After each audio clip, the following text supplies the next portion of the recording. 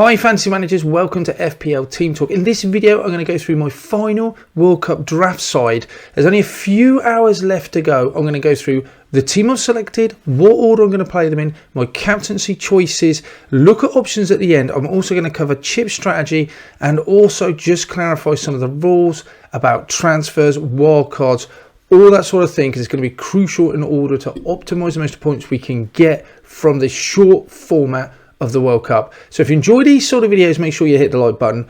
Don't forget to subscribe. And in the meantime, let's take a look.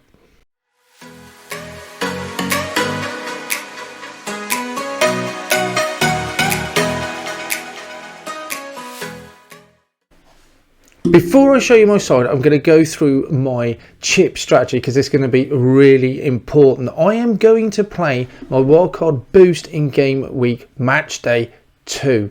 This is important. Initially I was going to play it in match day 3. Didn't make any sense to do that once the rules have been confirmed that match day 2, once it starts after midnight, the final round of games have been played for match day 1, it will roll over into match day 2. You can activate that boost chip. The wildcard becomes available. I can completely rehash my side within the transfer budget, of course, and the restrictions of 3 players. And that activation, that boost or that wildcard becomes active throughout the whole of match day 2. When a player is locked, they have played the game. If they haven't been locked yet, they have still yet to play, so they're unlocked. I can change a locked player for an unlocked player in my side.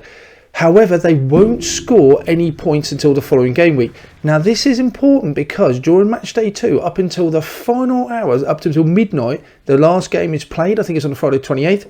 Then, before midnight, when it rolls over to match day 3, I can still rehash my side to get it ready for match day 3. So not only am I going to wildcard for game week 2, match day 2, I'm going to then be able to put my side together for match day 3 within that wildcard. So it feels like a little bit of a cheat, but those are the rules and we're allowed to stick to them. So there's absolutely no point doing it in match day 3, which I was going to do, because after that it's the last 16 and we get to rehash our side anyway. Makes perfect sense to do it in match day 2. The effect of that means is that I only need to target match day 1 fixtures. So the players we've got on screen and my team is entirely based on targeting that 1 week of fixtures. I will go through different options of players I'm looking at the end, and I'll talk a little bit more about how transfers and other chip strategies or booster strategies will work throughout the tournament. But with that in mind, let's now take a look at the side. In goal then, I have gone a little bit back and forth with this guy. I actually went him to start with my very first draft, then I looked at Hugo Lloris's away into the French side. In the end, I've gone back to Costa. He's got a decent fixture first up. I think their defence is pretty good as well, and I don't want to put that much money in my goalkeeping position. So 5 million Costa nailed in that Portuguese goal. He gets the nod for me.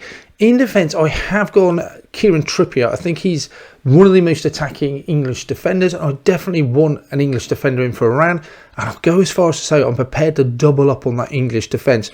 Remember, if it does go a little bit pear-shaped for England, then I can always bring out some substitutes off the bench to replace them. But I think against Iran, if I can't back England, quite defensive as we know, Shaw and Trippier will hopefully bomb on, could get some attacking returns as well. I think they're decent options, and again, just at home to not home, but against Iran, I quite like both of them. I'm happy to double up on that England side. I don't think the fixtures could be much kinder than that. And then finally, in that defensive positions, I've gone for Pavard.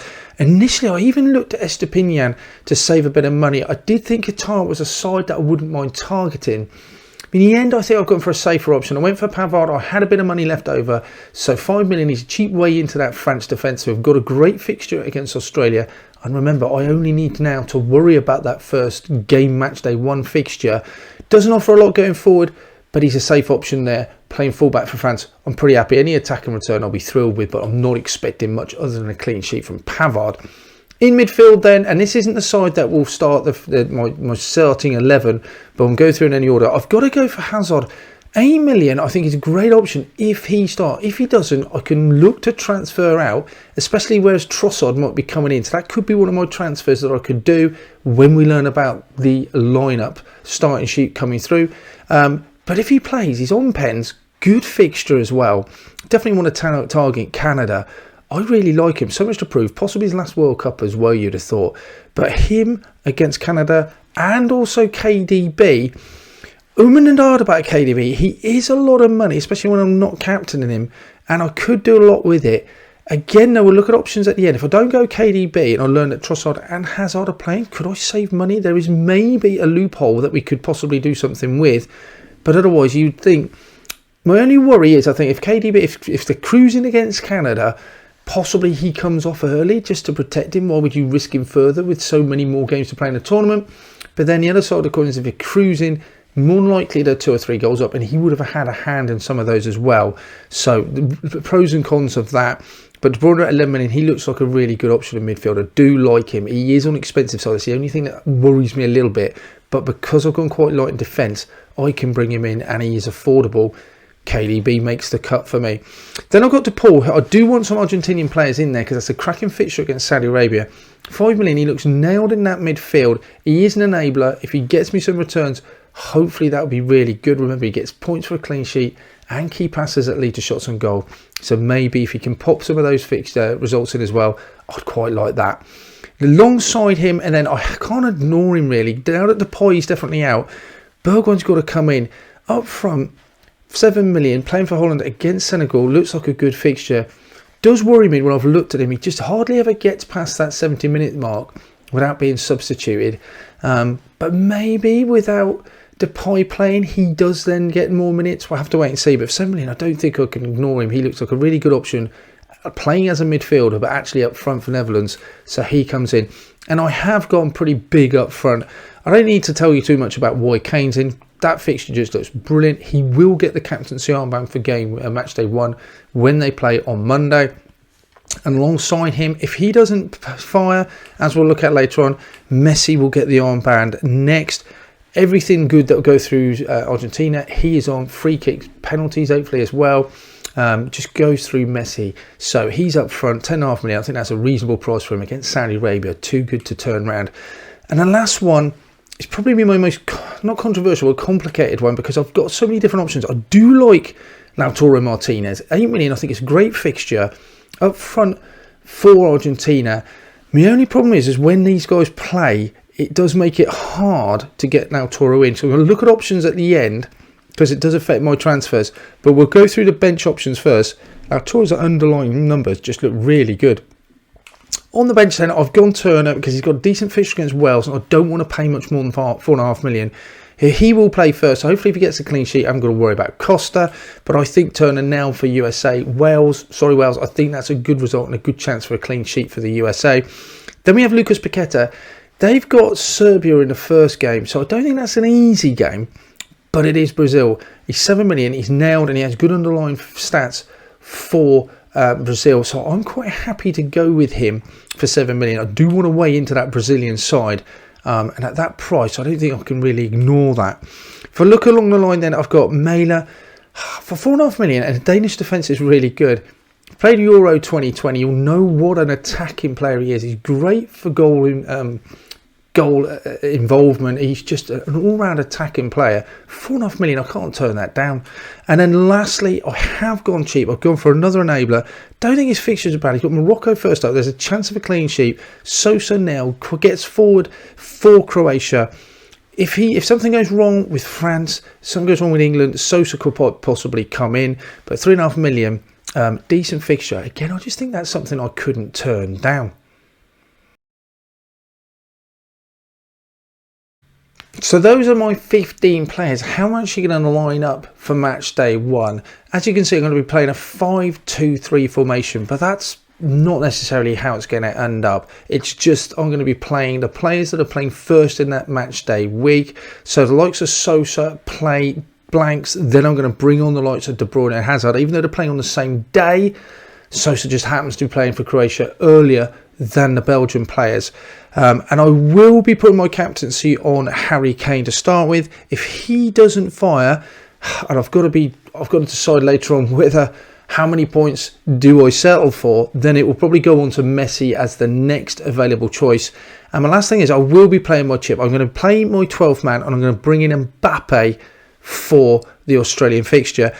Remember, he just adds points on. I can't captain him. I can't play any other chip, but he just comes in as extra points on top of all the other points.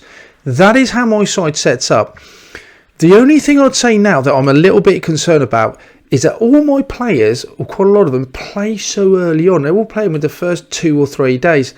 Now, that doesn't necessarily mean a bad thing, but what it does mean is that I have 2 transfers to make. Now, I can only carry one of those through to the next round on match day 2, but I'm wildcarded anyway, so I might as well use those transfers. So I could take Lautaro out, bring in Richarlison. What that allows me to do is, if someone like Musiala starts, or even if it's Giroud who might start for France up front, or even the likes of Trossard comes in, I can, when I get the team sheet, see that Musiala is playing for Germany. I can then decide I'm going to bring him in instead of, let's say, a De Bruyne if I want to, or a Giroud. I can then bring him in instead of Richarlison. That will save me a bit of money. I know I've got a French player definitely playing up front against Canada, who I'm definitely going to want to target that fixture. And even a Trossard. If I know Trossard's playing instead of Hazard, I could bring him in. That saves me quite a money. Or if I hear that even maybe Hazard and Trossard are playing, do I then go Trossard for De Bruyne and then take out Richarlison and upgrade into Neymar? That is an option. And if that happens, I mean, already Messi would have captained. But if I've already played all 3 strikers and Martinez at that point, I'm not going to be able to have the option to do that. So I simply take out Lautaro, bring in Richarlison. It gives me the option to play 2 transfers. Now, I feel like maybe I'm just trying to play transfers for the sake of it. And actually, maybe I should just stick to Lautaro as an option. I don't know. The other thing that happens as well, that is rumoured to maybe be a case, and it's not been confirmed yet. We've heard reports on Twitter that it could be a bit of a, not a cheat, but a sort of workaround, is that when Kane has already played, for example, or Luke Shaw or Trippier, use one of your transfers to downgrade that player. To maybe if I downgraded Kane, he's already played, his points are locked in, so the next player would only play in the next game week for a Qatarian striker, and then save myself 7 million and then use that to upgrade a Richarlison to a Neymar. Could that be the case? Okay, we'll have to wait and see, but by having Richarlison play much later in the week, I've got time to be able to look and see if that happens or not. The only worry is, if I've got all 3 strikers playing in the first couple of days, I can't take advantage of that. But am I overthinking it? Should I just play Lautaro because I think he's the best option? Am I being too cute or clever about it? Let me know in the comments below.